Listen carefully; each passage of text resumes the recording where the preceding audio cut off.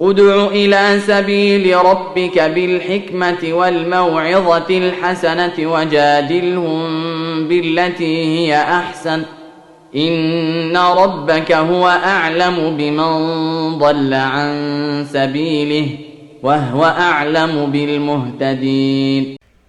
بسم الله والحمد لله والصلاة والسلام على سيد المرسلين نبينا محمد وعلى آله وصحبه أجمعين وبعد. Assalamu alaikum wa rahmatullahi wa barakatuh. Assalamu alaikum wa barakatuh. Alhamdulillah, aujourd'hui on se retrouve pour une vidéo un petit peu différente. Aujourd'hui, Inch'Allah, on va découvrir ensemble l'université islamique de Médine, mais plus précisément la faculté de Da'wah. Et j'ai l'honneur de recevoir mon frère Mahdi, qui est justement un étudiant en faculté de Da'wah. Je te laisse, Inch'Allah, te présenter brièvement et nous raconter un petit peu ton parcours avant d'intégrer justement la Jamia Islamiyya. Allahumma la sahla illa ma ja'altahu sahla wa anta taj'al al-huzna in shi'ta sahla. Je demande à Allah qui mette ses paroles sincères et qui facilite à nos cœurs et à nos membres de faire des actions et des paroles et dire des paroles qui soient sincères, qui nous aident le jour où on se tiendra devant lui, subhanahu wa ta'ala. Amen. Et surtout, c'est un sujet, moi, qui me tient à cœur parce que je suis plus ou moins l'ambassadeur de ma faculté, ce qui est une grande responsabilité. Et en même temps, en fonction peut-être de de notre discussion, soit les gens pourront aimer cette faculté, ou peut-être ne pas l'aimer, ou en fonction de ce que je vais peut-être rejeter de mon avis, mon opinion, mon expérience dans cette faculté, fera que ça donnera déjà une introduction à la personne qui est déjà élève à la faculté et qui est à l'Institut de langue arabe ou qui est en France et qui se dirait j'aimerais bien postuler et ensuite rentrer en faculté de Da'wah. Non. Mais pour revenir à ta question, on a été accepté, alhamdulillah, comme on a été accepté avec une nationalité qui et pas arabophone, alors on a eu le droit d'avoir 2 ans de préparation pour rentrer en faculté et avoir un niveau universitaire en arabe. Et à la fin de ces 2 ans, c'est en 2 ans, en fonction du niveau de la personne. Si la personne rentre vraiment au premier niveau, donc toute débutante, alors elle a 2 ans complets. Et en chaque année, c'est 2 semestres. Donc la première année, c'est le semestre 1 et 2, donc le niveau 1 et ensuite le niveau 2. Et la deuxième année, le semestre 3 et 4, donc le niveau 3 et 4. Et au niveau 4, alors on nous demande de faire nos vœux et de choisir notre faculté. Alors là, c'est une grande question, parce que c'est plus ou moins le futur de tes études. C'est là où tu resteras, Inch'Allah, tes prochaines 4 années. Donc c'est un choix décisif, surtout si tu choisis une faculté qui ne te plaît pas forcément. Donc ce que généralement les frères conseillent, c'est que lorsqu'on a des jours où on n'a pas cours, ou des fois des professeurs ne peuvent pas venir ou autre, c'est de s'asseoir dans ces facultés-là et se faire notre propre avis. Peut-être que cette faculté, on pensait qu'elle était comme ça, mais en fait, non.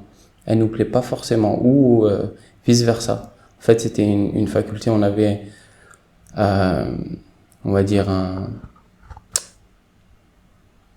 une mauvaise opinion à travers certains conseils de certains frères. Mais en fait, non, nous, elle nous correspond, etc., etc.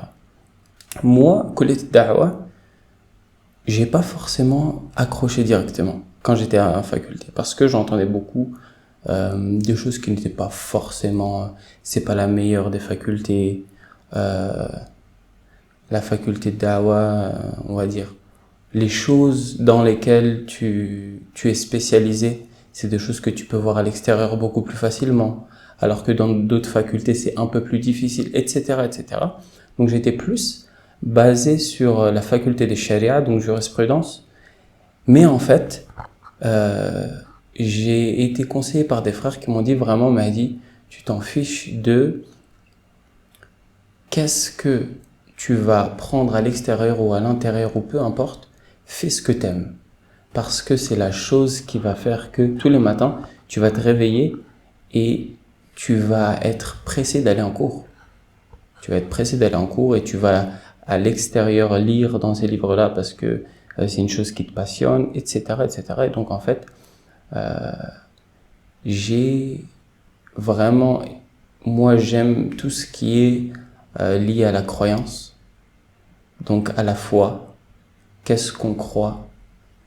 Pourquoi on est musulman? Pourquoi on est dans la vérité et pas les autres?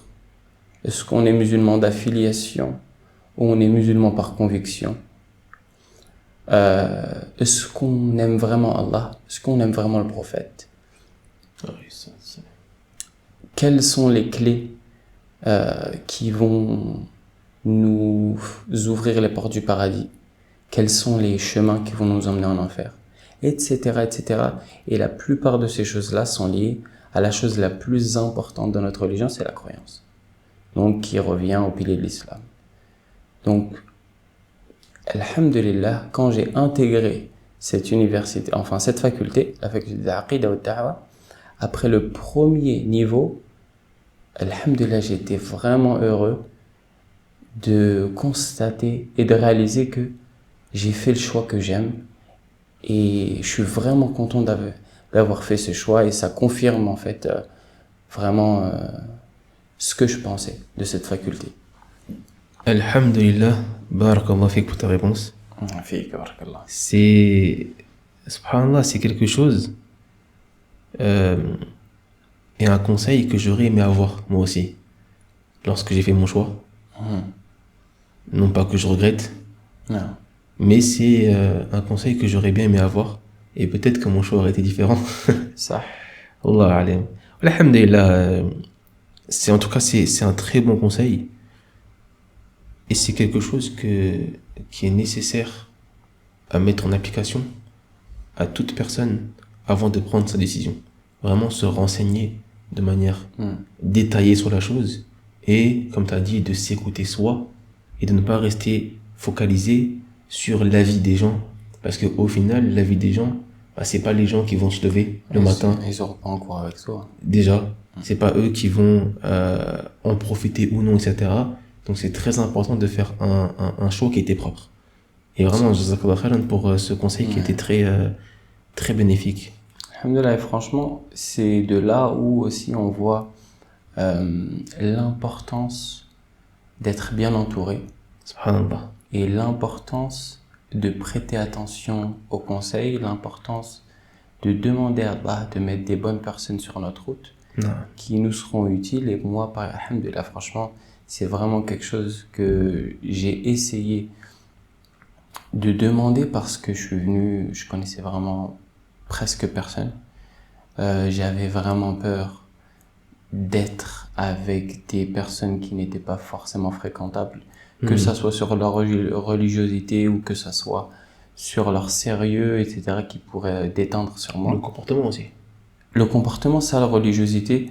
Donc, alhamdulillah, il y a des frères qui nous ont précédés, des Français, alhamdulillah, des Français qui nous ont précédés, donc ils sont eux-mêmes, par exemple, qu'ils étaient à ma place, maintenant je suis sur la fin de ma faculté, donc qui étaient eux-mêmes soit sur la fin de leur faculté ou même qui, alhamdulillah, avaient accédé aux études supérieures et donc ils avaient cette expérience-là.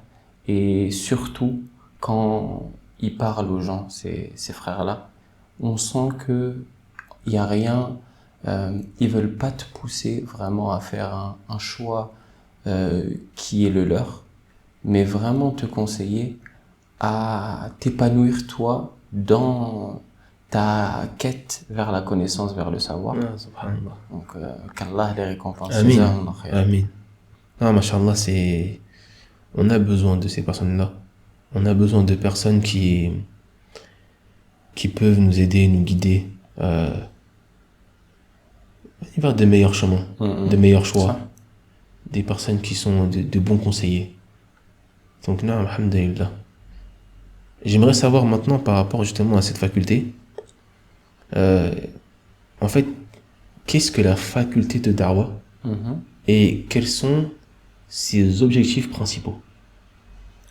Taïb. Donc, la faculté de Da'wah, c'est une faculté comme une autre, parmi les 5 facultés religieuses, dites religieuses à l'intérieur de l'université islamique de Médine. Et en fonction de chaque faculté, cette faculté-là a une spécialisation. Donc, en l'occurrence, la mienne, c'est tout ce qui est lié à la croyance du musulman. Premièrement, donc c'est important de dire premièrement parce que on va bâtir la croyance du musulman et ensuite on va s'intéresser à qu'est-ce qui va peut-être être dangereux ou qui l'a déjà été ou les choses qui vont peut-être nuire à la croyance du musulman, qui vont peut-être annuler sa croyance-là. Les personnes qui ont fondé un mouvement et qui se sont éloignées de cette voie-là, la voie du prophète sallallahu alayhi wa sallam. Donc nous, vraiment, ça va être vraiment tout ce qui est lié à la foi, de manière globale, vraiment générale. Maintenant, si on veut parler de spécialité ou de matières, on va dire qui sont spécialisées dans notre faculté, on va voir al-tawhid. Al-tawhid, c'est une matière qu'on va voir du premier mustawa, du premier niveau jusqu'au dernier. Donc du numéro 1, du niveau 1 jusqu'au niveau 8. Et donc, comme on a dit, chaque année a 2 niveaux. Et donc, notre faculté, chaque faculté, se termine en 4 ans. Donc, al-tawhid, qu'est-ce que la matière de tawhid? Donc, généralement, le niveau 1, on va avoir une introduction à qu'est-ce que tawhid, qu'est-ce que al-aqida, qu'est-ce que la foi, de sa définition linguistique, sa définition religieuse. Et ensuite, on va voir les sujets qui sont traités dans cette science-là. Donc, on va voir, comme ils disent, al-ilahiyat, tout ce qui est en rapport avec Allah. Donc, la science du tawhid, donc comme on a dit, la science dans laquelle on a 8 niveaux, on va voir plusieurs choses. On va voir de manière concise les piliers de la foi. Donc, l'iman billah, wa malaikatihi, wa kutubihi, wa rusulihi, wa liyawm al-akhir, wa al-qadari khayrihi wa sharrihi. Donc, on va voir la croyance en Allah, en ses anges, en ses livres, en ses prophètes, au jour du jugement et au destin, qu'il soit bon ou mauvais. Et donc, en dessous de ces 6 piliers-là, il y aura encore des sous-sujets ou des sujets qui ont posé une certaine problématique pour certaines personnes. À travers de différentes raisons, certaines ont fait devancer la logique au texte, etc., etc. Mais c'est pas le sujet. Mais on va voir la première des choses, donc la foi en Allah. Donc la foi en Allah, on va voir tout ce qui est lié à lui, subhanahu wa ta'ala. Comme nom, comme attribut. On va voir les droits qu'il a. Donc le fait de l'unifier. Et cette unité ou cette unification qu'on va essayer de lui adresser dans tous nos actes qui lui sont propres à lui, et on va appeler ça at-tawhid. On va appeler ça l'unicité. Et donc on va voir dans tawhid, on va voir le fait d'unifier premièrement Allah. On va l'unifier dans ses noms et ses attributs, On va l'apprendre on va apprendre à le connaître, à connaître notre Seigneur subhanahu wa ta'ala à travers ses noms et ses attributs. Et c'est des noms qui lui sont propres à lui. Et donc c'est pour ça qu'on dit qu'on l'unifie. C'est des noms qui s'est donné subhanahu wa ta'ala lui dans le Coran. Et c'est des noms qu'on doit donner à personne autre que lui. Et ces noms-là, chaque nom a un sens et donc une caractéristique. Et donc ces caractéristiques-là aussi, elles sont propres à lui. Même s'il y a certaines caractéristiques que les hommes pourraient avoir en commun, c'est-à-dire la miséricorde, il y a des gens miséricordieux, mais Allah a une miséricorde qui n'est égale à aucune miséricorde, qui est propre à lui, sans limite. Mais les hommes ont des limites. Comme ils ont une limite à leur vue, ils ont une limite à leur ouïe, ils ont une limite aussi dans chacune de leurs caractéristiques, de leurs qualités, etc., etc. Et ensuite, on va voir donc dans la science de Al-Aqidah aussi la foi ou Malaïka. Donc la foi et la croyance aux anges, donc savoir qui sont les anges qu'on connaît de manière leur nom, leurs actions. Donc il y a des anges qui sont plus ou moins Allah a mis certains anges pour faire certaines tâches, comme Jibril, il lui a été donné et consigné la révélation. Donc c'est lui qui donne la révélation au prophète. On va voir Israfil, c'est lui qui va souffler dans la trompe, etc., etc. Et on va aussi avoir cette croyance-là qui est a'amma, donc qui est générale, le fait que les anges, il y a des anges qu'on ne connaît pas forcément leur nom, il y a des anges qui, eux, vont porter le trône d'Allah, il y a des anges, il y a l'ange de la mort, etc. Il y a les anges qui nous protègent, nous, tous les jours. Il y a des anges qui sont là pour écrire nos bonnes actions et nos mauvaises, etc., etc. Ensuite, dans les livres, donc les livres qu'on connaît, les livres qu'on ne connaît pas. Ensuite, on va avoir la foi aussi aux prophètes, donc les prophètes qu'Allah a mentionnés. Et on va aussi avoir foi dans les prophètes qu'Allah n'a pas forcément mentionnés, mais on sait qu'Allah n'a laissé aucune communauté, si ce n'est qu'il a envoyé un messager ou un prophète c'est-à-dire qui leur adresse le message d'unicité, donc le même message que tous les prophètes ont donné. Ya qawmi a'budullah ma lakum min ilahin ghayruh. Donc, mon peuple, adorez Allah, qu'avez-vous à lui donner des associés? Et donc c'était vraiment ce message-là qui était le message depuis Nuh alayhi salam jusqu'au prophète sallallahu alayhi wa sallam. Donc ça a été toujours le même message. Et ensuite, on va voir al-iman bil yawm al-akhir. Al-iman bil yawm al-akhir, donc on va voir tous les détails vraiment qui sont avant le jour du jugement. Donc on va avoir les signes de la fin des temps, les petits et les grands. On va voir combien sont les grands, quels sont les petits, certains des petits, est-ce que certains d'entre eux sont venus ou pas, et comme on sait, la prophétie du prophète sallallahu alayhi wa sallam, le fait qu'il soit prophète, c'est un signe de la fin des temps. Et le fait la mort du prophète est aussi la signe de la fin des temps. Donc, il y a le fait que les Arabes construisent des maisons ou se concurrencent dans le fait de construire des tours, etc. Ça aussi fait partie des Dalaïl al-Nubuwwa, ça fait partie aussi des preuves de la prophétie du prophète sallallahu alayhi wa sallam, mais ça fait partie aussi des signes de la fin des temps. Et donc, on va voir ensuite le monde qui est entre notre vie, qui est la vie de ce bas monde, et le monde qui est dans le delà, ça va être El Barzakh. Donc, la vie qui est dans la tombe.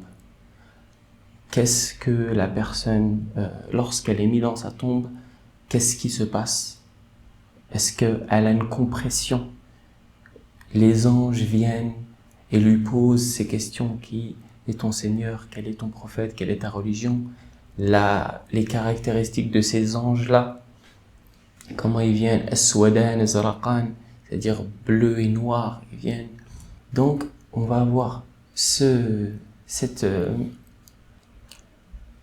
monde-là, on va l'étudier, et on va étudier, quand je dis étudier, généralement, on va toujours étudier les gens qui ne croient pas. On sait, par exemple, on va avoir certaines sectes qui ne croient pas au châtiment dans la tombe, et qui ne croient pas au délice qui est dans la tombe. Et ensuite, on va étudier donc le jour du jugement. Enfin, qu'est-ce qu'on fait lorsqu'on sort de notre tombe? Qui est le premier à sortir? Lorsqu'on sortira, comment on sera vêtu? Est-ce qu'on sera vêtu? D'où est-ce qu'on partira? Vers où? Quelle est la terre du jugement dans laquelle on va se faire juger? Les discussions qui se feront entre les gens. Ensuite, on verra le pont, c'est-à-dire parmi les chapitres du jour du jugement, on va voir le fait de passer sur le pont, mais avant ça, on va avoir al-mizan, donc on va voir la balance. Est-ce que c'est une balance qui est réelle, ou c'est vraiment, on va dire, ça a été dit dans les textes al-mizan, donc ça a été subjectif, ou ça n'a pas été voulu dans le sens littéral, mais plutôt dans le sens figuré ou philosophique, ou comme vous voulez. Mais en gros, on n'a pas voulu le sens lui-même, donc on voit aussi les différences parmi certaines sectes, ceux qui n'ont pas cru en ça. Ensuite, le bassin du prophète sallallahu alayhi wa sallam. On étudie, donc vraiment de manière générale, tout ce qu'on va étudier, à chaque fois, surtout ces niveaux-là, c'est comme si c'était des conférences, c'est pas un cours universitaire. Parce que c'est vraiment un rappel, et à chaque fois,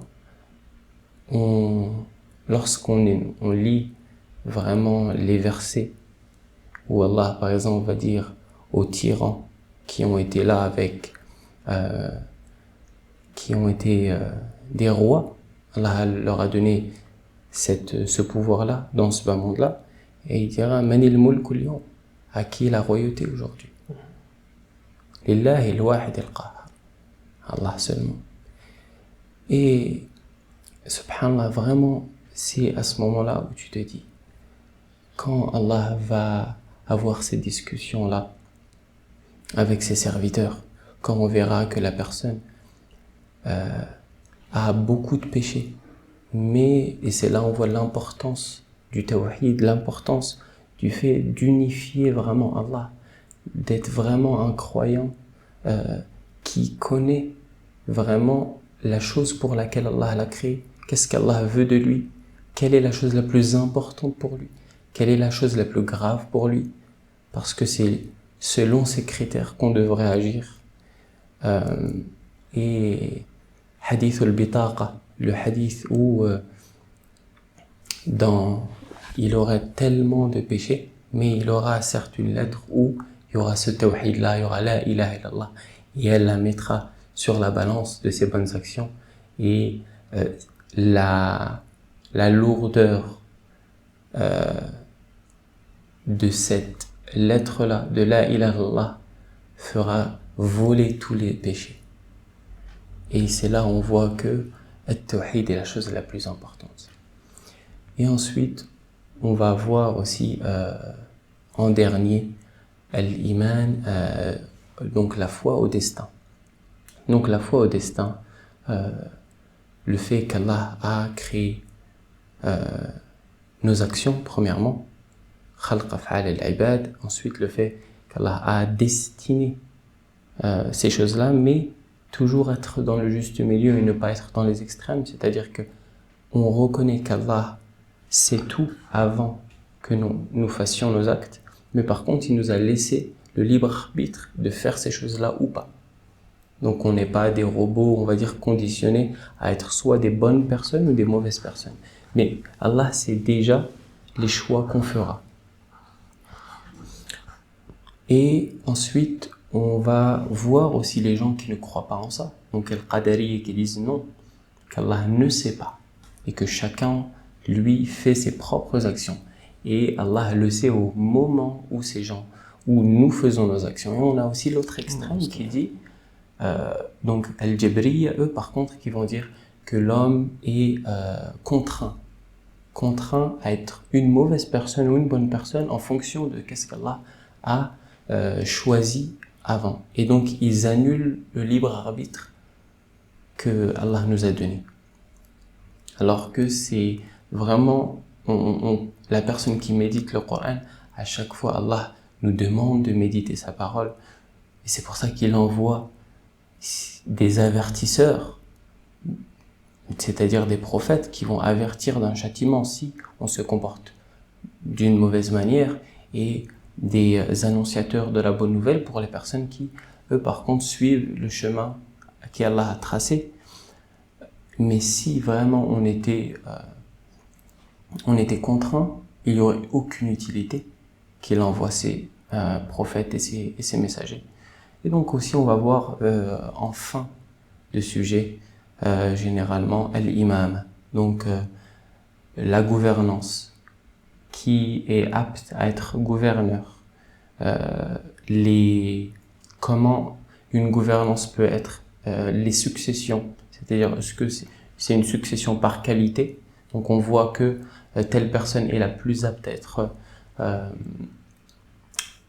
donc gouverneur et diriger cet endroit-là, ou c'est par affiliation, donc c'est par sang, ou toutes ces choses-là, donc qui sont dans ce chapitre-là, sont pas forcément interdites l'une plus que l'autre, même si peut-être que certaines sont meilleures que d'autres. Mais par contre, lorsque les musulmans ont eu cette personne-là et que cette personne-là s'est stabilisée, est-ce qu'on doit l'écouter ou pas? Quelles sont les conditions, le fait d'écouter ce gouverneur-là ou pas? Est-ce qu'il est légitime pour les musulmans ou pas? Quelles sont les conditions de la révolte ou pas? Est-ce que la révolte est une bonne chose ou pas? Etc., etc. Donc ça va être seulement une matière qui est, on va dire, sur 4 années. Donc on a le temps, alhamdulillah, de voir ces sujets-là, même s'ils sont très denses. Et sur chaque sujet, excusez-moi, on va avoir des gens qui divergent, qui ne croient pas dans les paroles, ou même la compréhension de certains compagnons, ou même dans certaines qui excommunient certains compagnons, etc., etc. Donc, on va, à chaque chapitre, on va voir des gens, on va dire, et on va voir pourquoi, quels sont les points de divergence, etc., etc. Et ensuite, on va avoir d'autres matières qu'on va voir aussi qui sont plus ou moins dans nos spécialités, même si, pour que les gens comprennent, les autres facultés étudient ces matières-là, mais par contre, n'étudient pas comme on les étudie et ne prennent pas le temps que nous, on prend. Par exemple, certaines facultés vont prendre seulement 4 niveaux. Dans d'autres matières, elles vont prendre ce qu'on va prendre peut-être en 2 ans ou 3 ans, elles vont prendre en un demi-semestre ou un semestre. Donc et vice-versa. Par contre, eux, les matières dans lesquelles ils sont spécialisés, nous aussi, on va les voir de manière beaucoup plus condensée qu'eux. Donc c'est pour ça qu'il y a des spécialités. Non, ça, c'est vrai. Par exemple, nous, en droit, Tawhid, on le fait en 4 mustawa. En 4 mustawa, voilà. Mais donc par exemple, Nahu, on le fait en 8. Voilà. Balara, on le fait en 8. Ok. Etc. ce qui n'est pas votre cas. Exactement. Là, c'est pas tout le monde qui fait balagha pour commencer. C'est vrai. Et Nahou, généralement, c'est 3. 3 mustawa pour la plupart. C'est ça, 3 ou 4, c'est ça. Voilà. Donc, chacun a son domaine, comme tu dis. Ouais, en et fonction de sa spécialité. quand tu as un domaine, c'est normal que tu l'étudies en profondeur. Tout simplement. C'est vrai. Non, je te laisse poursuivre, Inch'Allah. Et donc, parmi les autres matières, on va voir al-firaq. Donc, les différentes sectes. Donc, les sectes qui s'affilient à l'islam. Donc, on va voir, premièrement, au tout début, une bonne introduction sur quelle est l'histoire des sectes. Donc, quelles sont les premières sectes. Et avant ça, on était une communauté avec le prophète sallallahu alayhi wa sallam. Et après sa mort, on va dire, ont commencé les divergences. Les divergences qui ne sont pas des divergences sur, on va dire, des sujets secondaires, même si ce sont des sujets qui sont très importants, mais juridiques ou autres, où la divergence peut être est acceptée, mais sur des fondements de l'islam où les sujets et les avis sont sans équivoque. Donc il n'y a pas de place à la divergence, c'est-à-dire le fait de croire qu'Allah a des noms, parce qu'il s'est nommé avec ses noms.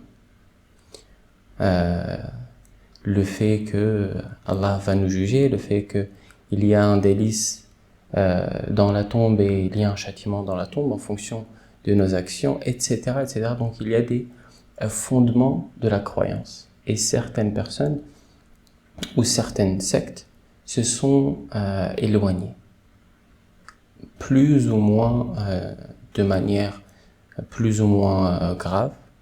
Donc on va dire la première des sectes qu'on va voir, Al-Khawarij, donc les gens qui sont sortis et qui se sont révoltés premièrement contre Uthman et qui l'ont assassiné, et ensuite on voit que ceux qui ont aussi voulu combattre Ali, et Ali les a combattus, Ali ibn Abi Talib radiyallahu anhu.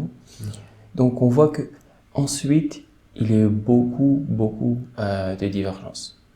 Donc il y a eu le chiisme, et les chiites d'avant ne sont pas les chiites d'aujourd'hui. Le chiisme avant était seulement le fait de prévaloir à Ali sur Uthman, mais maintenant on voit aujourd'hui les chiites sont plus du tout les mêmes. Ce sont ceux qui ont des imams, les 12 imams. Ce sont certaines sectes des chiites sont des gens qui vont idolâtrer Ali, alors qu'à l'époque de Ali, lorsque il le faisait prévaloir à Uthman, il les remettait à l'ordre. Et aujourd'hui, on voit que, par exemple, une des sectes, An-Nusayriya, eux, par contre, eux vont vraiment idolâtrer Ali. Et ils vont dire, par exemple, que Ali, c'est lui qui a créé le prophète sallallahu alayhi wa sallam. Et ensuite, le prophète sallallahu alayhi wa sallam a créé l'Aïtam, Al-Khams, donc les 5 martyrs. Ensuite, l'un des martyrs a créé les cieux et la terre, et l'autre martyr a créé, c'est lui qui a le pouvoir du vent, et l'autre, etc., etc. Donc on voit que vraiment, on est sorti de la voie du prophète sallallahu alayhi wa sallam. Et donc ça va être vraiment sur l'histoire des sectes, qu'il les a fondées, etc., etc. Maintenant, on va aussi les étudier d'une manière dogmatique, donc les sujets dans lesquels ils ont divergé, ou les sujets qui ont été nouveaux pour la communauté. Les sujets où c'est les premières des personnes qui ont remis en question des choses qui étaient fondées dans l'islam, qui ont commencé à remettre en question, etc., etc. Et donc voir les points de divergence, voir quelles sont leurs preuves, quelles sont les preuves des gens qui sont sur la voie du prophète sallallahu alayhi wa sallam, et voir comment on pourrait potentiellement leur répondre ou conseiller certaines personnes. Donc ça va être sur Al-Firaq. Et peut-être qu'une personne elle peut se dire, mais pourquoi vous étudiez les sectes? Il y a déjà pas mal à étudier, et le fait d'étudier les sectes, en fait, vous peut-être potentiellement vous ramener une mauvaise image de vos frères, et donc vous éloigner vos frères les uns des autres et vous diviser plus ou moins la communauté. Mais réellement, en fait, c'est totalement l'intention inverse qui est faite lors de l'étude des sectes, parce que on veut vraiment étudier pourquoi des mouvements se sont créés alors que la voie pure était là, la voie du prophète, sallallahu alayhi wa sallam, la voie des compagnons. Donc, quelles sont les choses qui ont fait que ces personnes-là ont eu une compréhension différente?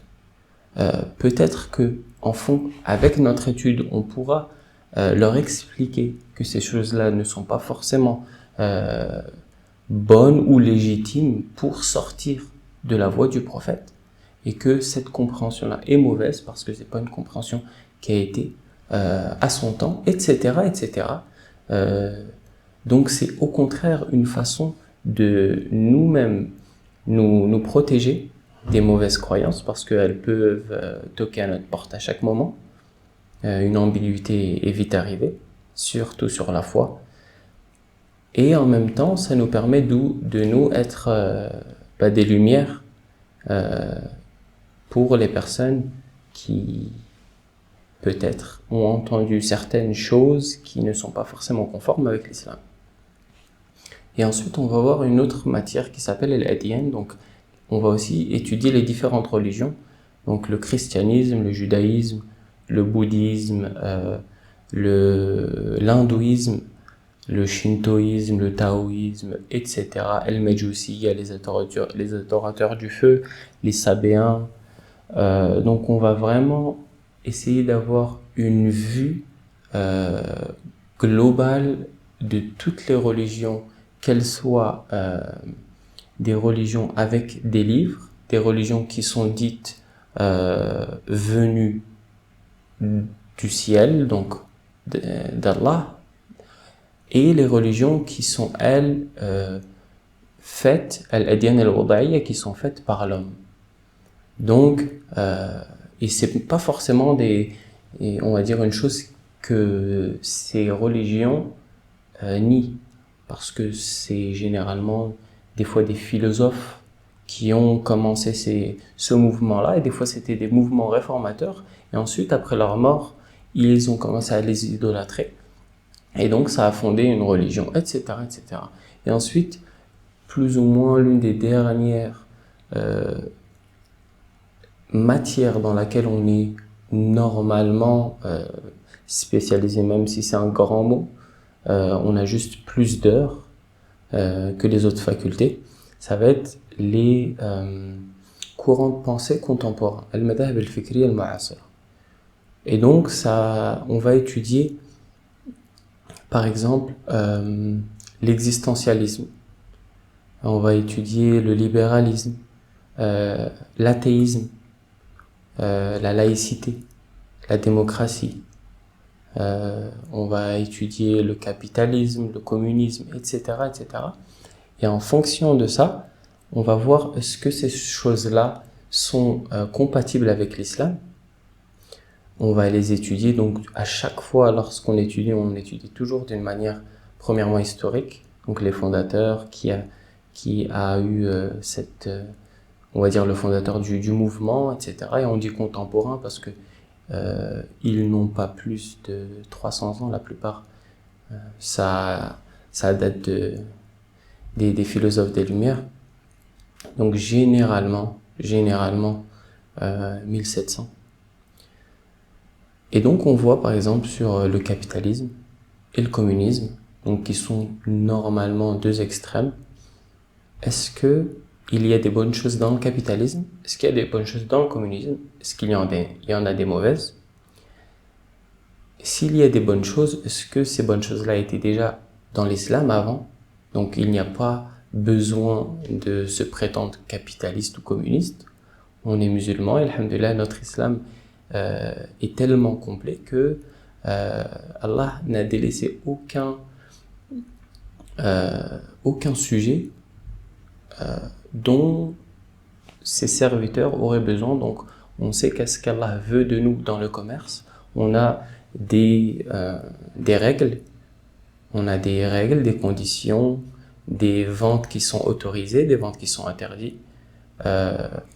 On sait comment se purifier, on sait quelle eau utiliser, on sait comment prier, on sait comment s'adresser à lui, on sait comment donner l'aumône, qui sont les gens éligibles, etc., etc. Donc, alhamdoulilah, on peut avoir une image et un avis global sur toutes ces choses-là, parce que certaines ont plus un aspect social, économique, certaines c'est plus un aspect religieux, métaphysique, derrière la nature, donc certains sujets qui ont été traités par les philosophes, que ce soit les philosophes grecs, donc Aristote, Socrate, etc., ou que ce soit les philosophes contemporains, Camus, Sartre, etc., etc. Donc on va essayer en tout cas d'étudier tout ça, même si à la fin de ces études-là, on ne sera pas forcément spécialiste. On aura passé beaucoup d'heures dans un sujet principal, mais pour vraiment se dire spécialiste, il faudrait aller en études supérieures, et là par contre, on se spécialisera dans une de ces matières-là pour être vraiment lire, rechercher, faire des thèses dans le sujet dans lequel on est, pour plus ou moins se dire que on a passé beaucoup d'heures, on est plus ou moins spécialiste dans cette chose-là, on a beaucoup lu. Et on va voir aussi la croyance des 4 grands imams, une matière aussi à part, i'tiqad a'immat al-arba'a, donc la croyance de l'imam Abu Hanifa, de l'imam Malik, de l'imam Shafi'i et de l'imam Ahmed. Donc on voit que dans les branches de la jurisprudence, certaines fois ils sont d'accord, certaines fois ils peuvent diverger, mais par contre sur la chose la plus importante dans leur religion, donc la foi, et la fondation de leur religion, ils sont unanimes sur la chose, sur la croyance, sur la chose dans laquelle ils vont être questionnés devant Allah. Donc quelle est leur religion? Allahumma barak. Allahumma barak. Jazakallah khairan. T'as été en détail, et je pense que c'est quelque chose qui est très important de visualiser pour absolument toute personne qui souhaite en savoir plus sur cette faculté.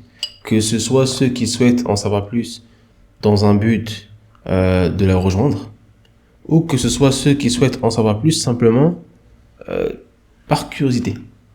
Mais alhamdulillah, t'as été vraiment dans le détail, et je pense que ce que t'as pu nous rapporter jusqu'ici, et c'est pas fini, Inch'Allah. J'espère que ceux qui écouteront, en tout cas, ça... Franchement, j'essaye vraiment de donner vraiment mon expérience, et vraiment les autres facultés sont vraiment des facultés qui sont très intéressantes. Par exemple, la faculté de hadith, on a plusieurs matières qui sont normalement une spécialité de la faculté de hadith, mais on a un tronc commun avec toutes les facultés, parce que l'université aspire à avoir des élèves qui soient complets, et les sciences religieuses se complètent l'une avec l'autre. Donc si on est mauvais dans la langue arabe, on sera mauvais dans l'exégèse du Coran. Si on est mauvais dans le hadith, on sera mauvais dans la science de la jurisprudence, etc., etc. Donc, il est primordial pour chaque élève d'avoir une base dans chaque science. Mais maintenant, si la personne est vraiment passionnée par le sujet, par exemple, comment savoir un hadith s'il est les chaînes de transmission, donc s'il est sahih, authentique, ou bien ce hadith-là a été jugé bon, ou a été jugé faible, ou a été jugé comme mensonge, comme invention, savoir pourquoi, étudier de manière précise les chaînes de transmission, les biographies des personnes qui ont été critiquées, parce que on va critiquer certaines personnes qui sont dans la chaîne de transmission, qui ont fait que le hadith, et donc la parole du prophète, n'a pas été jugée, n'a pas été jugée authentique, etc. Donc le fiqh aussi, c'est magnifique, c'est vraiment comment adorer ton Seigneur, c'est-à-dire les actions. Donc les gens qui sont concernés par les ordres d'Allah, donc les personnes qui ont atteint la maturité et qui ont ils sont sans d'esprit, alors eux, ils ont des obligations, et ces obligations, on doit savoir comment les faire. Savoir si cette chose-là est une obligation ou non, c'est recommandé, etc. Donc c'est des choses qui sont vraiment importantes, et chaque personne, en fonction de ce qu'elle aime, ce qu'elle préfère, elle se projette, elle se dit, moi je me vois vraiment dans 4 ans, vraiment que dans ça, et c'est une chose qui me plaira beaucoup. Mais moi, c'est vraiment, on va dire, mon impression personnelle sur ma faculté. Donc c'est vraiment un avis totalement subjectif, pas forcément objectif. Donc si vous allez poser la même question à une autre personne, elle aura peut-être une réponse qui est totalement différente. Mais j'essaye en tout cas de ramener toute l'expérience que j'ai pu avoir dans cette faculté. Et après, je pense que je l'ai déjà dit, mais après le niveau 1, après que j'ai validé le niveau 1, j'étais vraiment content. Et ça a confirmé le choix que j'ai fait d'être dans la bonne faculté, pour moi. Alhamdulillah, bien sûr. Il y a absolument aucun doute sur le fait que chaque personne verra son intérêt dans l'une ou l'autre faculté, par ses choix, par ce qu'il aime ou non, etc. Il n'y a absolument aucun doute là-dessus. Mais néanmoins, la croyance, c'est la base. Dans le sens où la croyance ainsi que le tawhid, c'est ce qui fait d'une personne s'il est ou non musulman. Donc c'est vraiment des matières qui sont primordiales, qui sont, je dirais même vitales, parce que c'est une question de vie au final. Elles sont vitales dans le sens où une personne ne peut pas se passer de ça, même si elle va ailleurs, même si elle choisit hadith, sharia ou autre chose, elle ne peut pas se passer de tout ce qui tourne autour du tawhid ou de la aqidah. Il ne peut pas, ce n'est pas possible. C'est le fondement suprême, c'est ce qui caractérise réellement le musulman. Donc, quoi qu'il en soit, chaque musulman qui soit étudiant en sciences islamiques ou non, chaque musulman se doit d'avoir ces connaissances-là. Si tu peux m'en dire un peu plus là-dessus. En fait, c'est ce que je vais essayer d'étayer à mon premier propos, c'est que il faut absolument savoir que Allah nous a créés pour son adoration. Et on doit l'adorer lui seul, subhanahu wa ta'ala, donc l'unifier dans son adoration. Et cette unification, cette unicité qu'on a envers lui, c'est la chose pour laquelle il nous a mis sur cette terre-là. Et il a mis aussi des difficultés sur notre vie. Il a fait que, en fonction de chacun, la personne a des faiblesses, que ce soit des faiblesses naturelles ou que ce soit des faiblesses qu'il a acquis avec le temps, chaque personne a des difficultés. Et Allah nous a créés et en fait, j'essaye vraiment de enlever ce côté vague que les gens peuvent avoir quand ils entendent at-tawhid. C'est un peu vague. Quand on dit at-tawhid, donc c'est un mot arabe, certes. On essaye de le traduire par unicité. Mais qu'est-ce que veut dire at-tawhid? C'est vraiment le fait qu'Allah soit la chose primordiale dans ta vie. C'est que lorsque tu as des difficultés, c'est le seul que tu as à l'esprit et dans ton cœur. Et c'est le seul dans lequel tu places ta confiance. Et c'est le seul dans lequel tu as peur avant de faire un péché. Tu as peur de lui, mais tu n'as pas peur des personnes qui vont peut-être te juger en fonction de telle et telle chose que tu n'as pas faite. Tu n'as pas peur de leur critique. Ou tu peux avoir peur de leur critique. Mais la personne a peur d'Allah en premier lieu.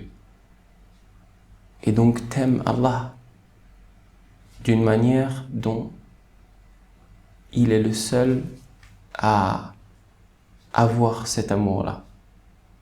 Donc c'est un amour qui est destiné au divin. Et donc pourquoi on dit ça? C'est que tout ça est lié à la croyance, est lié à Allah.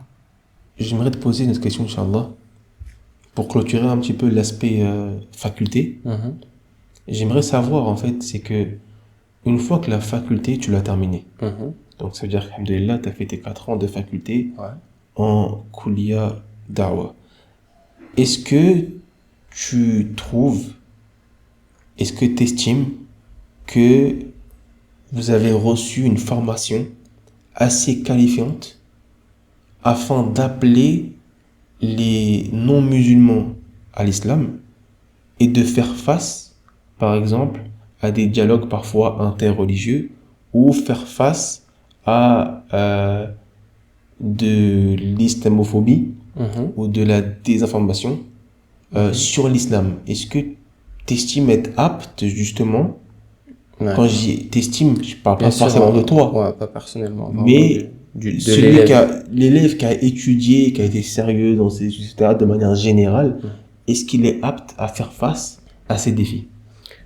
C'est intéressant en fait que tu dis un élève qui a été sérieux, parce que peu importe la faculté dans laquelle tu entres, peu importe même, je dirais, la chose dans laquelle tu entreprends, si t'es pas sérieux, c'est sûr et certain que c'est rare d'avoir des résultats.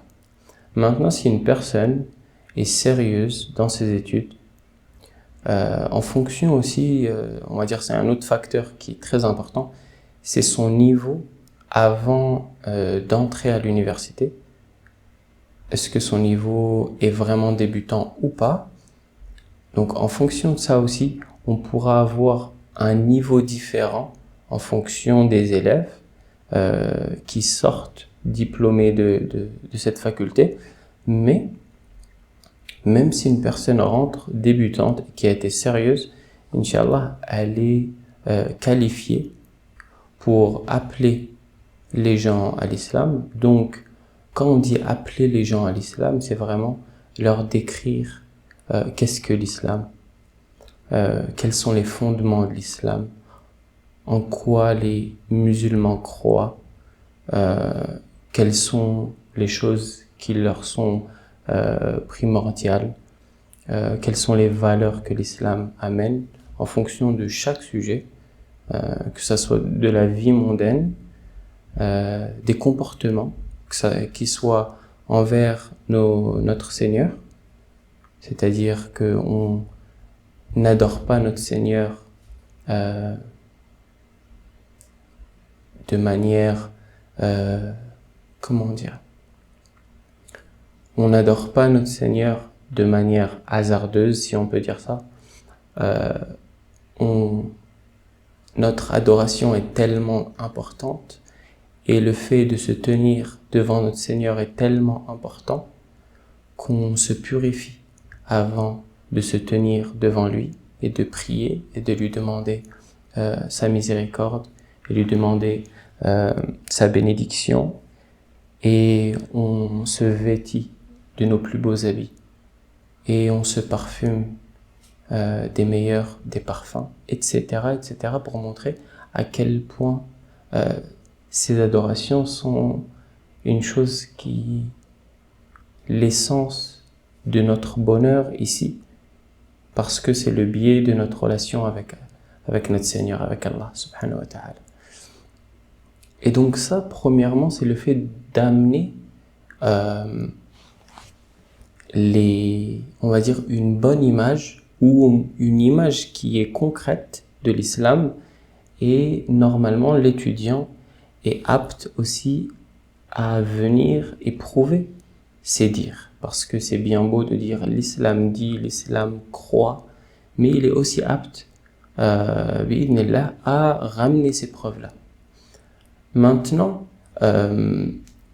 l'étudiant est normalement aussi apte à appeler les musulmans, ses frères aussi, à la connaissance de l'islam. Et maintenant, si on veut parler de dialogue interreligieux, donc le mot dialogue, je préfère le mot dialogue que le mot débat. Parce que le débat n'est pas forcément une chose dans laquelle les musulmans devraient aller vers en premier lieu. La première des choses est de s'instruire. Et ensuite, lorsque la personne est vraiment instruite, alors là, pourquoi pas débattre. Mais le débat est... Je pense qu'une personne, les élèves sont différents, mais je pense qu'une personne qui sort directement de sa licence, de la faculté, c'est pas sûr et certain qu'elle soit apte à débattre avec des gens, parce que c'est pas forcément une chose dans laquelle elle a été habituée. Surtout, c'est que les débats n'ont pas une bonne intention au départ. Donc c'est pas forcément pour écouter la vérité de l'un et de l'autre, mais c'est plus pour écouter l'autre pour mieux lui répondre. Mais c'est pas forcément écouter l'autre pour savoir qu'est-ce qu'il a à dire. Et donc en fait, à la fin, on veut vraiment seulement surpasser l'argument de l'autre. Et donc on voit que c'est un débat qui n'est pas forcément bénéfique. Parce que si on discute avec une personne, c'est qu'une personne qui est sincère et qui veut vraiment savoir notre point de vue sur telle et telle chose à travers l'islam. Et nous, telle et telle chose à travers leur religion, et chacun ramène son argument. Donc, dialogue, oui. Débat, peut-être pas. Alhamdulillah. Barakallahu fik pour cette réponse sage. Alhamdulillah. Et je pense qu'il y a aussi du coup d'actualité. Parce qu'on voit énormément de personnes qui malheureusement n'ont pas étudié aujourd'hui se lancer dans des débats sur les réseaux, sur TikTok, Instagram. Ça lance des lives et ça décide de faire des grands débats parce que ça a vu 2 ou 3 vidéos de quelqu'un qui débattait, ça a pris 2-3 arguments et finalement on se retrouve en face de quelqu'un Qui est habitué à ça. Qui est habitué, donc qui a des contre-arguments sans pour autant détenir la vérité, mais dû à l'ignorance justement de celui qui débat, il donne l'impression du coup aux auditeurs que c'est lui qui a tort et qui est dans le faux. Et au final, il fait plus de mal que de bien. Exactement. Et c'est pour ça, alhamdoulilah, tu as dit que l'instruction, le fait de s'instruire, d'apprendre, est primordial. Et le débat n'est pas la première voie à suivre, mais plutôt le dialogue. Bien sûr. Alhamdulillah. Euh, du coup, je te remercie pour cette réponse. J'aimerais te demander euh, quels sont réellement les débouchés une fois que tu as étudié ou une fois que tu es diplômé de faculté d'Awa. Quels sont les... Non, quels sont les débouchés? Les débouchés, on va dire, ce qu'on veut dire par débouchés, je pense, c'est plus professionnel. En France, si on veut dire des débouchés qui sont officiels, j'en connais pas à ma connaissance. Mais par contre, les connaissances avec lesquelles tu es sorti de ces études-là, elles feront que tu peux avoir, on va dire, des opportunités ou une certaine légitimité à enseigner, peut-être dans des instituts, dans des écoles, etc., etc. Mais maintenant, officiel, non. C'est ce que je disais, je pense que pour nous, le diplôme et notre voyage ici et notre petite aventure dans la quête du savoir ici en Arabie Saoudite nous est peut-être plus préjudiciable que bénéfique aux yeux de où on repart, c'est-à-dire la France. Mais maintenant, si on veut parler dans d'autres pays, il peut y avoir des opportunités. Donc, pourquoi pas être dans un organisme qui est fait pour expliquer l'islam aux personnes qui ne connaissent pas l'islam, en fonction aussi de nos capacités. Si la personne parle plusieurs langues, donc elle pourra toucher plus de personnes. Donc ça peut être une débouchée plus ou moins officielle, ou même enseigner dans certaines écoles, universités, etc. C'est possible en fonction, généralement ils prennent les personnes qui sont en doctorat, etc. Mais c'est possible. Mais en France, je pense pas. Maintenant, les personnes qui sortent de l'université islamique de Médine, par exemple, je sais que ceux qui sortent de la faculté de jurisprudence, Sharia, certains élèves, je sais qu'ils reviennent dans leur pays en étant directeurs d'école, etc. Ils peuvent, avec le temps, certains d'entre eux sont ministres des affaires religieuses. Donc, en fonction du pays, les opportunités sont différentes. Non, c'est vrai. Tu m'as rappelé un souvenir, subhanallah, qui remonte du coup au Ma'ad, subhanallah, où on m'avait rapporté justement le fait c'était un Gabonais, si mes souvenirs sont bons, qui venait tout juste de finir du coup le Ma'ad, qui est du coup les 2 ans de langue arabe qu'on fait avant de rentrer en Kuliya, en faculté. Il venait tout juste d'être diplômé du Ma'ad, et quand il est rentré dans son pays, durant les vacances scolaires, il lui a été proposé un poste en Arabie Saoudite au sein justement de l'ambassade de son pays en tant que traducteur. Masha'Allah, Et du coup, il a pris le poste. Okay. Et il a du coup l'opportunité, alhamdulillah, de vivre en Arabie Saoudite en ayant été diplômé du Ma'ad. Ouais, Donc seulement. il y a seulement. Donc subhanallah, c'est toi et ton destin. Exactement. Toi et ton destin. Et est-ce qu'on peut par contre considérer comme débouché le fait que celui qui est diplômé de faculté peut postuler en magistère? Bien sûr, après, de manière générale, une personne qui a fini la faculté, donc qui a un bachelor. Bachelor, c'est 1 an après la licence. Donc c'est plutôt sur le cursus anglophone. Bien sûr qu'elle peut aspirer à postuler en master. Et après, ça c'est dans n'importe quelle université religieuse, on va dire, dans notre spécialité. Donc ça peut être une débouchée, mais pas forcément professionnelle. Mais bien sûr, c'est une continuité aux études dans lesquelles on est. Et par contre, après, c'est totalement différent en termes d'études, les études supérieures. c'est beaucoup plus indépendant. L'élève est beaucoup plus indépendant en termes d'études, en termes de recherche, beaucoup plus sa tâche de travailler est décuplée. Faut qu'il s'organise, faut qu'il sache où lire, comment écrire. Et donc, vraiment, il prépare les élèves qui sont en études supérieures à devenir les futurs chercheurs, quand on dit chercheurs, c'est vraiment les personnes qui vont essayer de venir et étudier chaque problématique qui est autour de l'islam, même les nouveautés, on va dire les al-nawazil, al-aqadiyya, donc les nouveautés au niveau de la croyance, les personnes qui ont déjà attaqué l'islam sur certains points, et donc ils seront là et seront aptes à eux leur répondre, parce qu'ils auront une lecture qui sera vraiment globale. Ils vont lire donc dans les sources de ces mêmes personnes-là, du mouvement dans lesquels ces personnes-là s'affilient.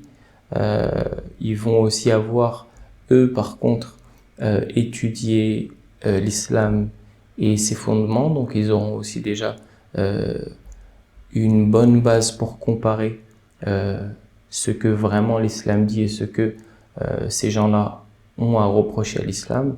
Et donc ces élèves qui sont en études supérieures sont des gens qui seront potentiellement, on va dire, menés à écrire des livres sur les sujets de l'islam.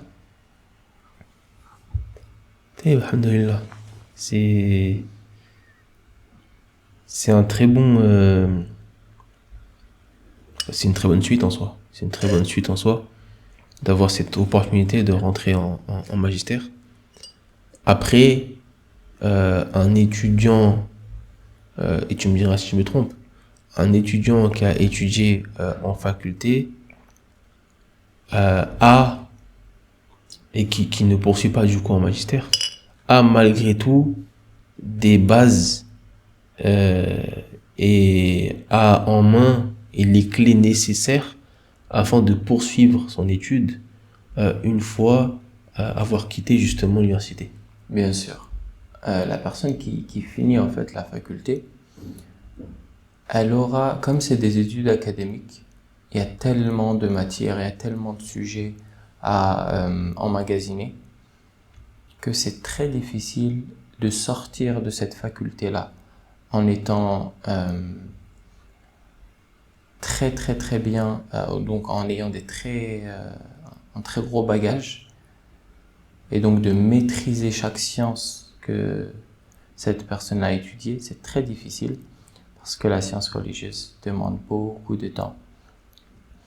Donc généralement ce que les enseignants nous disent, c'est que après vos 4 ans de faculté, vous aurez en main maintenant les clés avec lesquelles poursuivre votre étude. Donc, alhamdulillah, la bonne chose, on va dire, le bon point dans les études académiques, c'est que on aura vu plus ou moins toute chose qui nous est normalement importante. Et maintenant, à nous de continuer dans ces sciences-là en fonction de nos besoins. Et donc, on sait dans quel livre lire, on sait dans quelle source revenir, donc des choses qui sont primordiales si la personne veut continuer dans ses études.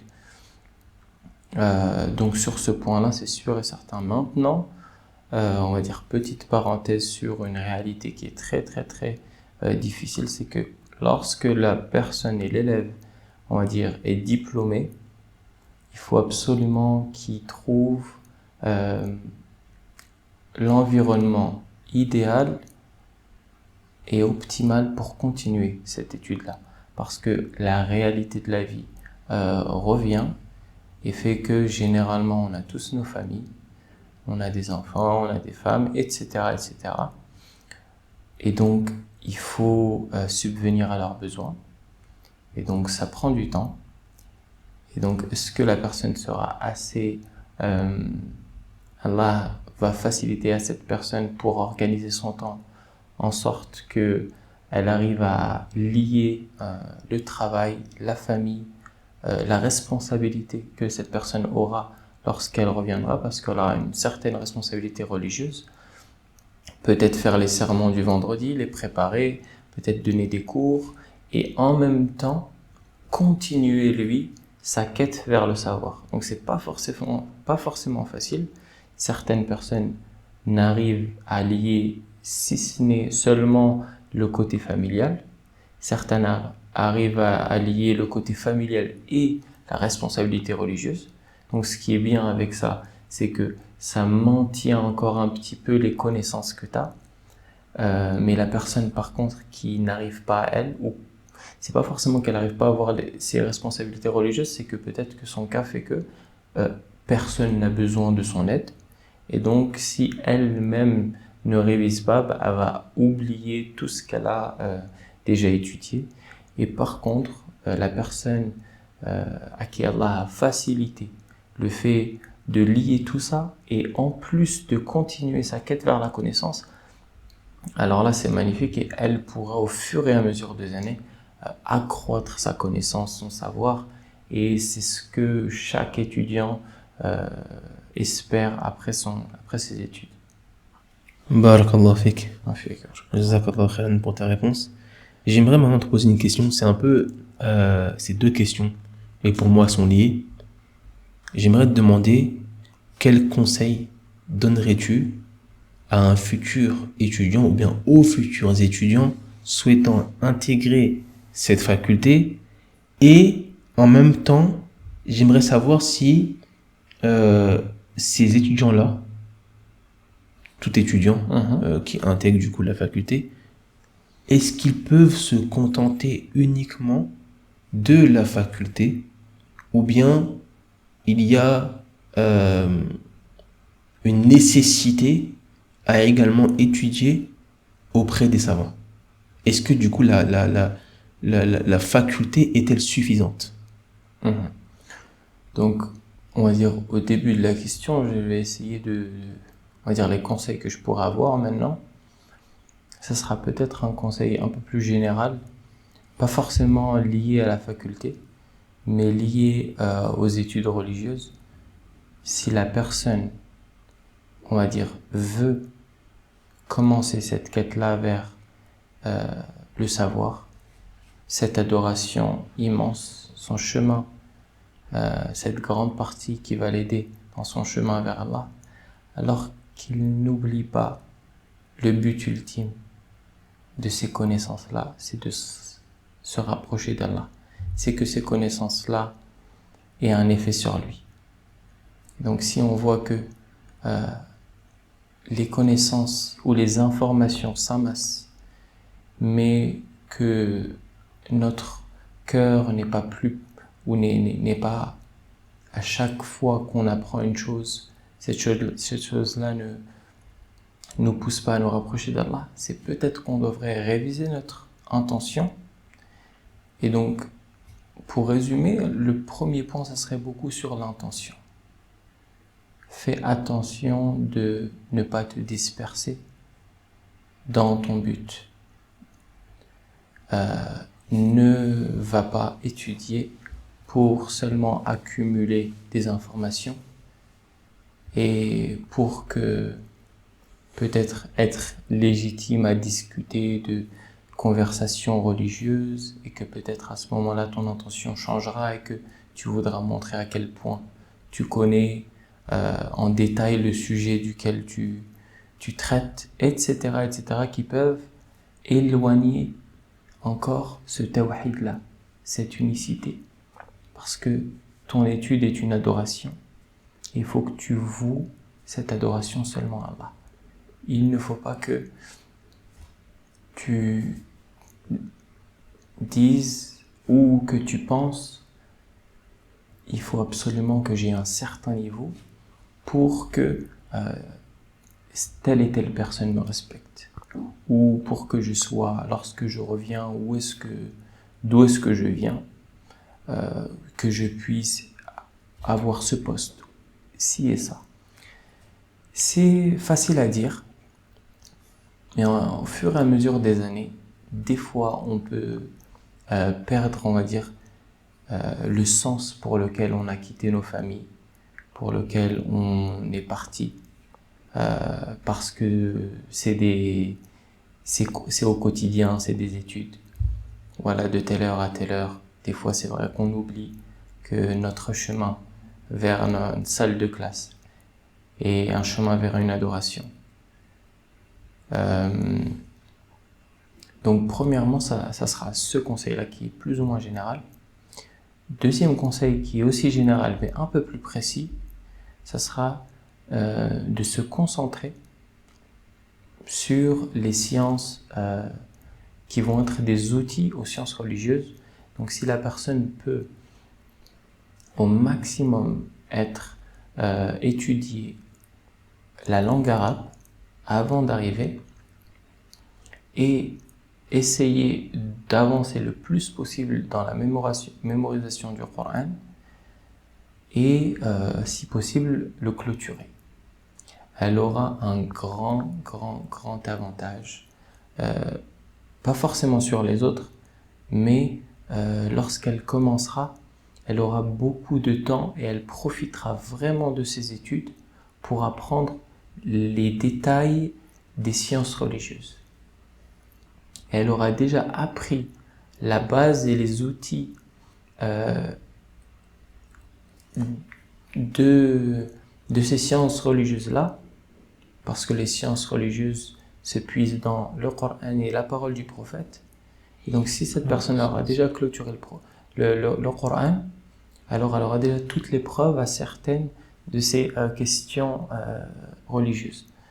Ensuite, la troisième, on va dire, le troisième conseil que je pourrais avoir, peut-être de manière un peu encore plus précise et de manière spécifique, sera si la personne veut rentrer en faculté de da'wah, peut-être commencer à déjà lire, si la personne est l'arabe, déjà lire dans les sujets qui sont liés à cette faculté, les spécialisations ou la spécialité de cette faculté qui est la croyance, avoir quelques bases, lire le plus possible, ça aidera beaucoup cette personne-là. Et après, il y aura aussi la mémorisation de certains épîtres religieux qui seront aussi bénéfiques, qui seront liés à la croyance. Alhamdulillah. Jazakallah khairan. Et du coup, juste au sujet de la deuxième partie de la question, par rapport à est-ce qu'un étudiant de faculté peut se contenter des enseignements de la faculté ou est-ce qu'il y a une nécessité justement à étudier chez les savants? Parce que moi, par exemple, j'ai un avis très tranché sur ce sujet parce que à la base, je suis anti-études religieuses académiques. C'est-à-dire que c'est vraiment il y a énormément de bien. Énormément de bien, je pourrais jamais dire le contraire. Mais j'ai l'avis que pour moi, l'étude religieuse, d'un point de vue académique, ce n'est pas celle qui profite le plus. Et j'ai l'avis que c'est au contraire justement auprès des savants que tu profiteras le plus. Et c'est pas l'angoisse de réussir ton contrôle qui va plus te bénéficier. Après, ça reste mon avis. C'est-à-dire que j'ai vraiment un avis tranché là-dessus et je dirais pas que je ne suis pas ouvert au débat. Mais j'ai un avis que je traîne derrière moi depuis presque toujours, entre guillemets. Après, voilà, je te laisse... En fait, ce qui est sûr et certain, c'est que les études académiques sont pas les études traditionnelles. Donc, comme on a dit, les études académiques, il y a beaucoup de matières, il y a beaucoup d'informations. C'est pas forcément facile de tout assimiler, tout emmagasiner. Et même si on arrive à emmagasiner, peut-être, ça sera sur ce niveau-là. On emmagasinera beaucoup de détails sur ce niveau, on révisera bien pour le contrôle. Donc, on aura sans doute une bonne note. Mais est-ce que, on va dire, ces informations vont rester avec nous jusqu'à la fin de nos études? C'est pas forcément sûr si on ne révise pas bien. Maintenant, le fait d'étudier chez les savants et le fait, est-ce que c'est une chose primordiale? Est-ce qu'on peut se contenter des études à l'université? Les études à l'université, en fait, sont des études, comme on l'a dit, académiques et qui sont, on va dire, données par des enseignants qui sont vraiment différents. On va avoir des enseignants vraiment confirmés, donc qui sont eux-mêmes des savants. On va avoir des enseignants qui sont, on va dire, peu expérimentés, mais qui ont une très bonne pédagogie. L'inverse des jeunes qui n'ont pas réussi à acquérir assez de connaissances peut-être, ou au moins le fait de faire parvenir l'information à l'élève. Donc c'est pas du tout homogène. Mais par contre, si la personne s'assoit à la mosquée du prophète sallallahu alayhi wa sallam, et surtout à Médine, on a un cadre qui est différent, qui est spécial, et l'étude dans la mosquée du prophète sallallahu alayhi wa sallam et encore plus, l'étude religieuse est une adoration qui est encore plus élevée que l'étude dans une autre mosquée. Le prophète sallallahu alayhi wa sallam a dit celui qui étudie, c'est-à-dire la science religieuse, talab al-ilm, dans cette mosquée-là, est considéré comme la personne qui combat dans le sentier d'Allah. Et maintenant, sur le fait d'apprendre de manière traditionnelle, c'est sûr et certain que lorsque tu apprends avec un enseignant, un épître, un livre, à la fois, et que tu te concentres dessus, et que tu les révises bien, et que tu le répètes plusieurs fois, c'est sûr et certain qu'il sera beaucoup plus bénéfique qu'un livre qui a été assemblé à 9 autres livres de sciences différentes, de sujets différents, et qui ne sont révisés seulement qu'une fois. Et maintenant, sur l'aspect, le fait de prendre directement des savants, ce sont des personnes qu'Allah a mis à un certain degré, parce que ce sont les successeurs des prophètes. Ce sont eux les lumières de la communauté. Donc ce sont eux avec lesquels on comprend notre religion, parce que cette religion-là a été transmise de manière traditionnelle, c'est-à-dire de bouche à bouche, et on a des chaînes de transmission de cette connaissance-là, que ce soit au niveau du Coran, que ce soit au niveau des paroles du prophète, et que ce soit même au niveau de certains livres et de certaines sciences. Donc c'est sûr et certain que la personne qui peut étudier la science religieuse ici à Médine, il faut vraiment qu'elle prenne cette opportunité-là et étudie vraiment à la mosquée du prophète avec des savants. Après, bien sûr, à lui d'être intelligent et de savoir qu'il a une vie aussi universitaire. Et donc, il doit choisir ses cours, les cours qui lui sont, on va dire, possibles en termes de temps, en termes d'aptitude aussi, en termes de niveau, parce que certains sujets sont beaucoup plus poussés et ne conviennent pas forcément aux débutants, etc., etc.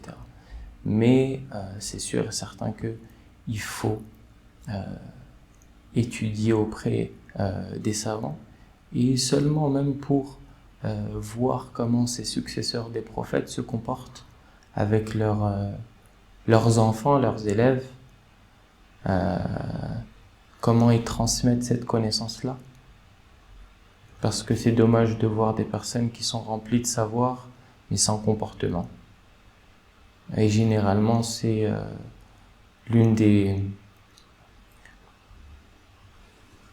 des signes, si la personne n'a pas un bon comportement, mais qui a beaucoup de connaissances, c'est qu'une personne qui ne s'est pas forcément assise auprès des savants qui éduquent les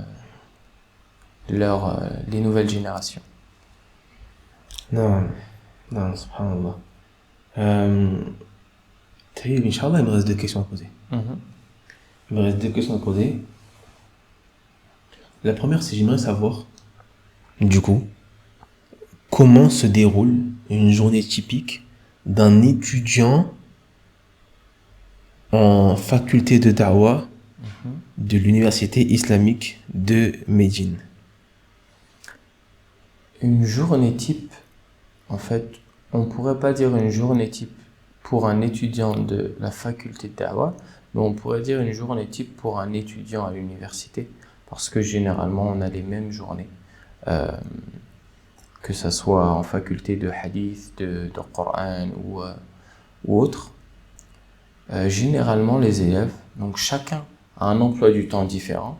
Donc certains ont un emploi du temps de l'après-midi, certains du matin, certains ont des cours le matin et l'après-midi. Mais généralement, les élèves se réveillent pour la prière de l'Fajr, donc de l'aube, avant le lever du soleil, et ils vont à la mosquée. Donc, pour ceux qu'Allah a facilité, ils se lèvent un peu avant et ils prient leur prière nocturne avant Salat al-Fajr, après Qiyam al-Layl, pour les gens qu'Allah a choisis. Et ensuite, ils s'en vont prier Salat al-Fajr. Et ensuite, après cette prière-là, généralement, ils restent un petit peu pour faire leurs invocations, l'adhkar, le tasbih, les invocations du matin. Et en fonction, si la personne l'a fait ses invocations à la mosquée ou lorsqu'elle rentre chez elle. Et ensuite, généralement, elle rentre soit dans son dortoir, soit chez elle ou peu importe. Elle déjeune un petit peu, elle se prépare, soit révise un petit peu ses cours, ou sinon elle révise sa partie du Coran, ou sinon elle apprend, elle mémorise entre Al-Fajr et ses cours, et généralement vers 8h, elle va en cours. Elle doit être dans la salle de classe. Et pour ceux qui sont du matin, ce sera de 8h jusqu'à Al-Dhuhr, jusqu'à la prière du Dhuhr. Donc c'est à peu près 4h, 5h. Certains vont beaucoup plus, certains un peu moins. Mais généralement, si une personne a un emploi du temps normal, c'est de 8h jusqu'au Dhuhr. Et ensuite, la personne, après Dhuhr, elle a pris Dhuhr, elle peut faire une sieste entre Dhuhr et l'Asr, parce que généralement, premièrement, il fait très chaud en Arabie. Deuxièmement, c'est la sunna de faire une sieste entre Dhuhr et l'Asr. Le prophète il a dit قِيلُوا فَإِنَّ الشَّيْطَانَ لَا يَقِيلُ, c'est-à-dire faites une sieste. Certes, le shaitan ne fait pas de sieste. Et ensuite, ils vont, après Salat al-Asr, soit ils se préparent à prier Salat al-Asr à la mosquée du prophète, et ensuite ils ont leur cours, généralement soit des halaqat de Coran, de moutoun, donc des assises de l'apprentissage, de la mémorisation, ou de la révision du Coran, ou que ce soit des épîtres religieux, ou certains ont des cours directement avec les savants. Donc chacun ait son organisation. Et ensuite, ils restent jusqu'à la prière de l'Aïcha à la mosquée. Et ils reviennent après la salat de l'Aïcha à l'université. Ils mangent un petit peu. Ils reviennent dans leur chambre. Ceux qui veulent se doucher, ensuite réviser peut-être un petit peu leur cours et ensuite s'endormir. Non, barakallahu fik. Jazakallah khaira. Taïb, du coup, là c'est ma dernière question. Et ma dernière question, en fait, je l'ai pensé pendant qu'on parlait. Ouais. Je l'ai pensé pendant qu'on parlait. Parce que je me suis dit que, en fait, tout ce qu'on s'est dit, c'est extrêmement intéressant et important. Mais, on laisse, du moins, je pense, ceux qui vont écouter, un peu sur leur faim. Ok. Pourquoi? Parce que, alhamdoulilah, t'as cité énormément de choses. T'as cité en détail quasiment tout ce que t'étudies en faculté de Da'wah. T'as cité l'importance du tawhid, de la aqidah, etc. Donc les gens, ça, ils vont sûrement l'entendre et le réaliser. Mais maintenant, je pense, ce dont les gens ont besoin, justement, c'est quoi? C'est quel est ce chemin à suivre? C'est-à-dire, quel livre est-ce qu'aujourd'hui tu peux leur conseiller d'étudier? Et on parle de personnes francophones, généralement. Donc, quel livre est-ce que tu peux conseiller aux personnes d'étudier, afin de commencer justement à avoir cette base dans la croyance et dans le tawhid également? Quels sont peut-être 5 livres, ou 3 livres, ou 4 livres, peu importe, mais quels sont les livres que tu conseilles à la personne d'étudier? Et bien entendu, quand on dit étudier, c'est pas la personne avec son livre. On le sait bien, mais il faut que tout le monde le comprenne. C'est le fait d'étudier en suivant l'explication d'une personne de science, si possible à la mosquée, etc. Mais quels sont ces livres justement que tu conseilles à la personne d'étudier, Inch'Allah? En fait, en fonction aussi d'où est-ce que la personne sera, comme on l'a dit, sera en France. Maintenant, ça sera aussi plus ou moins une opportunité en fonction de l'imam ou de l'enseignant qui va donner ces cours-là. Donc peut-être que cette personne-là a déjà commencé, on va dire, certains livres basés sur la croyance. Et donc elle a déjà commencé, on va dire, le circuit dans lequel, on va dire, normalement la personne devrait s'échelonner. Mais si on voudrait donner, on va dire, et il n'y a pas forcément un chemin. Il n'y a pas forcément un chemin ou un circuit avec certains livres et on ne devrait pas aller dans d'autres livres. Mais si la personne, elle commence par les 4 règles,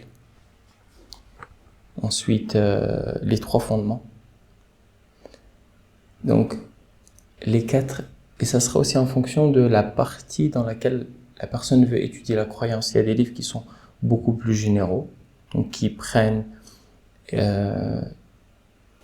presque toutes les parties de la religion, et certains livres qui sont spécialisés dans une partie spécifique de cette croyance. Donc l'usul al-thalatha, c'est quelque chose c'est un livre qui est plus ou moins une bonne introduction à la croyance, à la religion, au but du musulman, le fait de se préparer aux questions des anges qui seront envoyés bien sûr par Allah. Donc c'est un très bon début. Et ensuite, dans cet épître-là, donc il te dit d'apprendre la religion, mais avec ses preuves. Donc c'est un très bon épître. Ensuite, si la personne veut étudier de manière spécifique l'unicité dans l'adoration d'Allah, quelles sont les choses dans lesquelles on doit unifier, qu'est-ce qu'une adoration, etc., etc. Il y a le livre Kitab al-Tawhid, donc il y a beaucoup d'explications qui ont été faites de beaucoup de savants. Donc en fonction de l'enseignant, peut-être que l'enseignant lui-même va faire un résumé de plusieurs explications de grands savants et va essayer de simplifier ça pour les débutants. Ensuite, la personne peut aller dans Kashf al-Shubuhat. Donc, c'est un livre qui va venir, on va dire, enlever certaines ambiguïtés qui sont liées à cette unicité de l'adoration. Ensuite, la personne, si elle veut passer à l'unicité dans les noms et les attributs d'Allah, elle peut étudier Al-Qawa'id al-Muthla de Cheikh Ibn Uthaymin. C'est un livre où le Cheikh Ibn Uthaymin, rahimahullah, met beaucoup de règles. Donc, c'est un livre qui est rempli de règles, donc c'est pour ça Al-Qawa'id al-Muthla. Donc, qui viennent nous aider à traiter comment on devrait agir avec les noms d'Allah et les attributs d'Allah. Comment on devrait y croire. Le fait que chaque nom d'Allah est parfait. Le fait que chaque nom a un attribut, a une caractéristique. Son nom est le tout miséricordieux. Et la caractéristique de ce nom-là est la miséricorde, etc., etc. Après, la personne, si elle peut aussi étudier Al-Aqid al-Wasatiyya, donc de Cheikh l'Islam Taymiyyah, donc qui est elle encore un peu plus vaste aussi, qui est beaucoup axée sur les noms et les attributs d'Allah, mais qui est encore un peu plus vaste. Ensuite, la personne, toujours dans les noms et les attributs, Al-Hamawiyya, Al-Aqid al-Hamawiyya ou Al-Fatwa al-Hamawiyya, qui elle va venir aussi avec des ambiguïtés des gens du kalam. Donc des gens qui ont pris comme, on va dire, outil la philosophie pour traiter les sujets religieux. Ensuite on va voir Al-Tadmuriyya aussi. Et pour Al-Tadmuriyya on peut avoir Al-Hamawiyya, elle a été, on va dire, résumée par Cheikh Ibn Uthaymin, et Tadmuriyya aussi. Donc il a résumé Al-Hamawiyya dans Fath Rabb al-Bariyya, et il a résumé Tadmuriyya dans Taqrib al-Tadmuriyya. Donc c'est des Cheikh Ibn Uthaymin, rahimahullah, Allah lui a donné vraiment cette facilité à rendre les choses beaucoup plus simples qu'elles le sont dans certains livres. Il arrive à bien expliquer, à bien te faire comprendre la thématique, la problématique, etc., etc., et te donner les outils pour comprendre et les preuves pour comprendre la vérité et où est-ce que le faux a été caché dans ces phrases-là. Et donc, bien sûr, si la personne, on va dire, elle veut un livre qui est aussi général, elle va voir Al-Tahawiyya, l'Aqida al-Tahawi de l'imam al-Tahawi. Donc elle va voir vraiment la plupart des sujets de la croyance. Mais ça c'est vraiment, on va dire, plus ou moins en fin de chemin, et pourquoi pas aussi dans ce chemin, Nawaqid al-Islam, les annulatifs de l'islam. Pas forcément au début, pour que la personne comprenne bien quelles sont les bases de l'islam. Et ensuite, il faut un bon enseignant qui puisse l'enseigner, parce qu'on sait qu'il y a certaines sectes aussi qui prennent ce livre-là et elles, avec cet épître-là, elles sortent et excommunient les gens de l'islam, mais sans la compréhension que l'auteur a voulu et avec les règles qu'il a mis. Donc, c'est généralement, si on veut étudier aussi Al-Qada ou Al-Qadar, on va voir Al-Shifa Al-Alil d'Ibn Al-Qayyim. si on veut étudier les signes de la fin des temps, il y a Ishrat al-Sa'a de Al-Wabil, rahimahullah. Il y a aussi Ishrat al-Sa'a de Mohamed Ghaif, hafidhallah. Il y a pas mal de... Donc les signes de la fin des temps. En fonction du sujet, on peut avoir des livres qui sont spécialisés dans ce sujet-là, et après on va avoir des livres qui sont vraiment généraux. Non.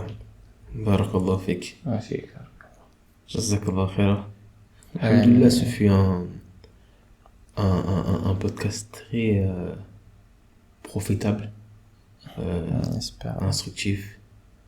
On espère que le plus grand nombre profitera également de tout ça. Qu'Allah rende ce podcast bénéfique au plus grand nombre. Et du coup, avant de clôturer, je laisse toujours l'opportunité à l'invité de donner un dernier conseil. Donc ma question c'est, est-ce que tu as justement un dernier conseil à donner? Un dernier conseil à donner à qui? À ceux qui écouteront justement. Un conseil à donner pour ceux qui écouteront, je pense que c'est un conseil que j'essaye de me donner. C'est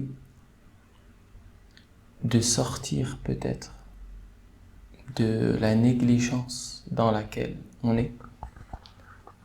Des fois, on est insouciant du statut qu'on a auprès d'Allah. On se soucie pas beaucoup de ce qu'Allah pense de nous. On se soucie beaucoup des gens qui sont autour de nous, de ce qu'ils pensent de nous. Je conseille, comme je me conseillerais à moi-même, de jamais oublier le but premier dans ma vie, le but pourquoi j'ai été créé, le but avec lequel Allah rend ma vie plus heureuse, parce que je sais. Mais ma base, pourquoi j'ai été créé, vers qui je retournerai, je conseillerais de revenir à l'essentiel. Je conseillerais de avoir une bonne relation avec Allah, de se réfugier toujours auprès de lui, de lui demander toujours l'assistance, de mettre en nous son amour dans nos cœurs, le fait d'implorer constamment le pardon et la miséricorde. Et c'est lui qui est le plus à même de nous pardonner. Et c'est lui le seul qui pardonne nos péchés. Et c'est lui qui a la miséricorde que rien ne dépasse. Et vraiment, même pour finir sur le sujet, n'oubliez jamais votre croyance. N'oubliez jamais, parce que c'est la croyance qui va donner ce sens-là à votre vie. C'est votre relation avec Allah qui va faire que vous allez être des personnes plus épanouies dans votre vie. Et bi'idhnillah, ça sera avec celui on aura le moins de soucis à se faire lorsque les difficultés viennent. Parce que si Allah a dit, certes, Allah est avec les gens qui patientent. Inna Allah ma'as sabirin. Et on va dire, qui manques-tu, ou plutôt, qui est-ce qui te manque lorsqu'Allah est avec toi? Allah a dit que si tu patientes, il sera certes avec toi. Alors patiente sur ces difficultés-là, et le fait que tu patientes, Allah va donner certes une délivrance à ces difficultés-là et va récompenser ta patience en bonne action. et tu vas sortir grandi de ces difficultés-là. Donc il n'y a que des bienfaits à être à côté d'Allah. Et fais attention à le fait de t'éloigner d'Allah avec insouciance. Peut-être qu'Allah t'éloignera de sa miséricorde. Et la personne qui est privée de la miséricorde d'Allah est une personne maudite. Et donc c'est la dernière chose avec laquelle la personne aimerait vivre. C'est la malédiction d'Allah. Donc, alhamdulillah, Allah met quotidiennement des choses qui sont là pour nous faire revenir à lui. On s'en rend pas forcément compte, mais quand vous vous en rendez compte, alors essayez de ne pas laisser l'occasion pour revenir à lui, subhanahu wa ta'ala. Et qu'Allah pardonne nos péchés. Qu'Allah pardonne nos péchés, qu'Allah nous donne une bonne fin. Amin. Qu'Allah nous réunisse dans une bonne situation devant lui et qui nous facilite à rentrer au paradis avec notre bien-aimé sallallahu alayhi wa sallam. Vraiment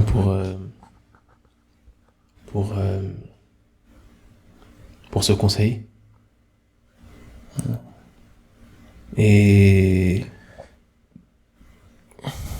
non, barakallahu fik pour ce conseil. Et je vais juste terminer en disant une phrase qui fait un peu résumer tout ce que tu viens de dire, qui est prêtez la plus grande attention à votre croyance, car votre place dans l'au-delà dépend de celle-ci. C'est vrai. Sur ce, Très bon résumé. Sur ce, on se donne rendez-vous, Inch'Allah, pour un prochain podcast. Subhanaka, Allahumma bihamdik. Ashhadu an la ilaha illa ant. Astaghfiruka wa atubu ilayk. Assalamu alaikum wa rahmatullahi wa barakatuh. Wa alaykum assalam wa rahmatullahi wa barakatuh.